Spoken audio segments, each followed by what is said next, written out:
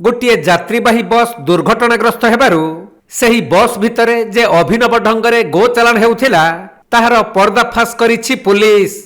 एहा हेउछि सेही ओम शिवम नामक एक यात्रीवाही बस। आगरे लेखा रहिछि टूरिस्ट किंतु ता भितरे हेउथिला गो चालाण।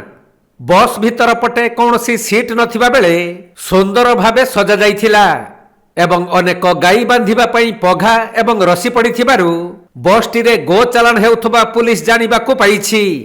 परे कटक बड़म्बा थाना पुलिस सही टूरिस्ट लेखा थिबा बसटी को जबत करिबा सह अधिक तदंत आरंभ करिथिले।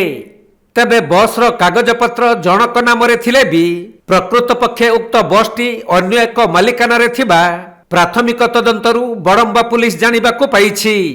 ए नेई थानारे एक मामला रुजु करा जिबा परे बसटी केउठारु आसीथिला एवं केउ अंचलरु गो चालाण करिथांता से नेई अधिक तदंत जारी रहिछि। ट्रक बा अन्य कौनसी गाड़ी रे गो चालाण हेले ताहा धरा पड़ी जाउथबारु एहिपरि अभिनव ढंगरे यात्रीवाही बस द्वारा गो चालाण करुछंती माफिया, जहार पर्दाफाश करी अधिक तदंत करुछि बड़म्बा पुलिस।